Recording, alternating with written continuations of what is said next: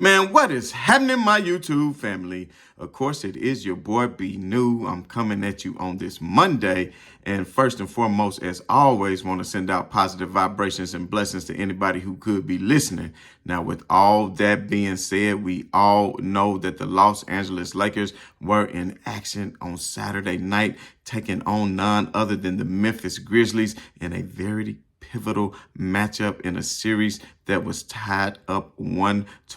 And we know that the Lakers were going to have a very good, enthusiastic, very motivated crowd because it was the first time that the Lakers had a playoff crowd, I think, since 2013, because we all know in the run to the championship during the bubble year of 2020 that the Lakers did not have a home playoff crowd to play in front of. And then, the second year, it was a semi-limited crowd where there was just not a full crowd on hand, where they were starting to allow people to come into the arena, but not nearly at full capacity. So that the crowd was on hand and they were anticipating for a mighty long time to see the Los Angeles Lakers have a chance to go for the Larry O'Brien trophy. And we all know whenever a series is tied up 1-1, whoever wins that third game and goes up 2-1, I believe, and correct me if I'm wrong, 82% go on to win that series. So we all know how important that can be. And of course, you have series that's tied up 2-2.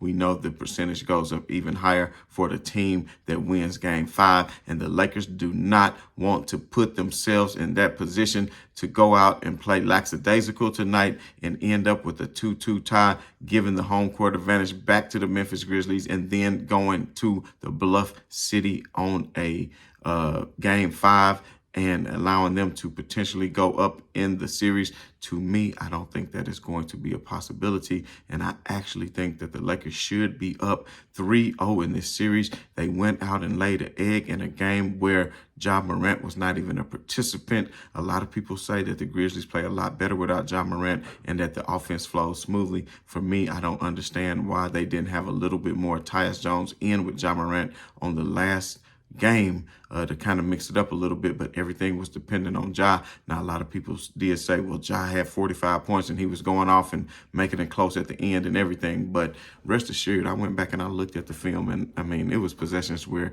Anthony Davis wasn't even getting back in transition. He was just, the Lakers basically mailed it in. They was up by so much, and they eventually started to let the Grizzlies get back into the game more so than what I would have liked them to. And to me, that is the Lakers' biggest problem. The Lakers' biggest problem is the Lakers, because when they attack pick and rolls with reckless abandonment, and you have LeBron James and AD who can put you in a pick and roll situation with the LeBron James who can put pressure on the defense, whether the Memphis Grizzlies are dropping back in coverage or switching, which the Lakers tend to have problems with switches on pick and roll and just want to pass it around the perimeter instead of putting your shoulder down, being aggressive, getting towards the rim, and then kicking it open to the weak side from where the help defense is coming from for wide open shots.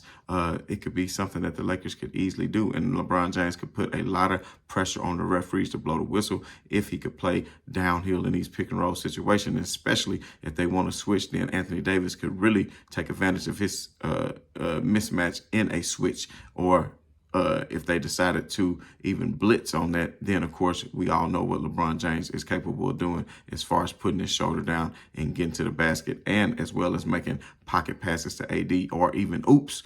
So I want to see a lot more of that pick and roll with LeBron James and Anthony Davis. I'm not sure why we don't see that enough throughout the course of a game. I think that is something that could be a very deadly potion. One thing that I do want to point out is D'Angelo Russell. Didn't have a great game again. He did have 17 points, but if you look at it, he was 5 out of 14 for only 36%, only 2 out of 7 from 3, and he played 31 minutes, where Dennis Schroeder only had 20 minutes. Dennis Schroeder only had 7 points, 1 rebound, 3 assists. He was 3 out of 6 for 50%, but at the end of the day, Schroeder plays much better on ball defense than D'Angelo, and I'm not advocating for D'Angelo to not sign again in the offseason. I think he is a great regular season player, but in the playoffs, I would like to see him increase his tenacity. And he makes me wonder, because if you look at his brief playoff history and look at all the games that he's been a part of, even dating back to his Minnesota years, you see that his numbers take a big dip in efficiency. And, I'm looking at some of the plays and I go back and watch the film and I see that D'Angelo Russell in the regular season, he might get certain calls, but in the postseason, he's not getting those calls. So he's not playing through with physicality. He's not the largest or most physically dominant point guard you'll see in the NBA. So this definitely, the Grizzlies, who are much more of a physical team, are taking advantage of him on the defensive side of the ball as far as putting a lot of pressure on him to not be able to perform well in the pick and roll and causing turnovers because he has made a few careless errors on that side of the ball as well. So, I would like to see D'Angelo Russell step up and have a better game, especially being at home, because truth be told, 5 out of 14 at 36% is just not going to cut it, especially when Ja Morant is out there just getting bucket after bucket. But I'd like to see Dennis Schroeder increase playing minutes in this series. I think that'll be something good for the Lakers if they could do that. I see at one point they kind of went pretty small ball and had Schroeder, D'Angelo, and Reeves in at the same time and had LeBron and AD at the 4-5. That actually worked out well for them. But as you can see, the Lakers jumped up to a hell of a lead in the first quarter. I think it was 32-9, which is tied for a record for the largest lead in a quarter in the NBA playoff series.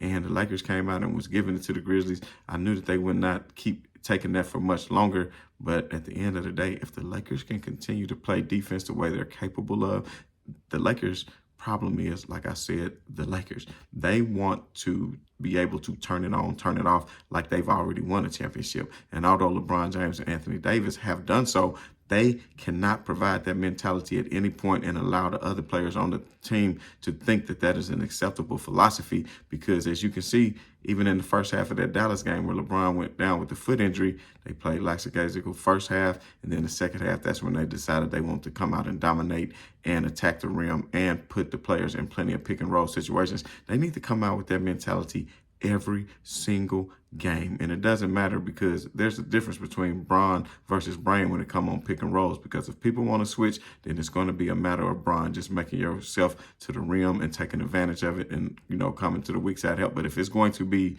they want to blitz and bring a physicality of it, then, of course, we know LeBron James is capable of getting it to the right player's hand in order to be successful. So I just want to see the Lakers mix it up on offense. I like the way that, Austin Reeves can take control of the offense at times. You have Dennis Schroeder, who can take control of the offense and create for himself and create for others. So, the Lakers have a lot of options on the offensive end, and that's not where they've been lacking. It's when they have the defensive lapses and allow teams to get back in the game and allow them to score a lot of points. But if they play with that same tenacity, or where they held the Memphis Grizzlies to only 9 points, like the job they've been doing on Desmond Bane has been phenomenal. Austin Reeves has played his off as he continued to chase Dylan Brooks around screens, fighting through picks, staying glued to his man and making it hard for him to get a clear shot off. Now, we saw LeBron James last game did not get into the back and forth with Dylan Brooks.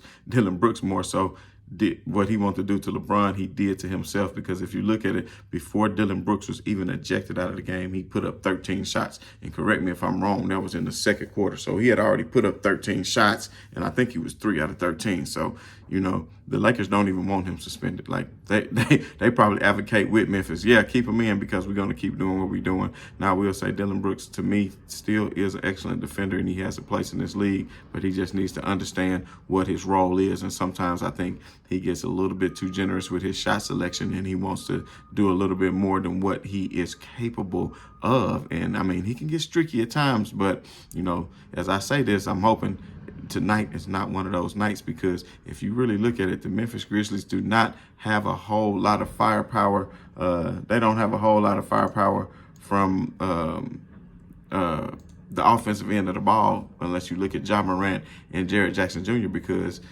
you're not getting a whole lot from anywhere else. Desmond Bane has been pretty much bottled up, even though he's capable of getting hot from beyond the arc and he's capable of getting to the rim. But it's just something that the Lakers shows, that on defense, they've not been able to let anybody get break contained. And then now, if you look at Rui Hachimura, and the bench of the Lakers is a whole lot better when you talk about players coming off the bench that's capable. You got Rui Hachimura, who's been giving you 20-something a game. First time since the 80s, I believe, since you had maybe Byron Scott, I think it was, once he started coming off the bench, is,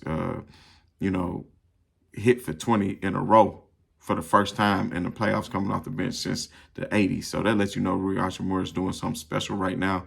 Last game, he only played 22 minutes, had 16 points in last game, breaking that that streak of the 20 points I mentioned, but averaging 20-something for the series. But he was 6 out of 10, 60%. He was 2 from 2 from 3, continuing to be consistent from 3, which is key. Troy Brown, I expect him to eventually show up, I would think, because he didn't show up in the first 2 games in Memphis. But when he came back home to LA, you figured that role players do typically play better when they're back at home. But Troy Brown, only, 16 minutes, only 2 points. At some point, you're starting to think, well, who else can I get these minutes to? You don't want to make his confidence go down because he's been a hell of a player for you in that run to get you to where you are. However, you have to have some kind of production. And if you're on the floor and you're not producing, then that takes away somebody else who can.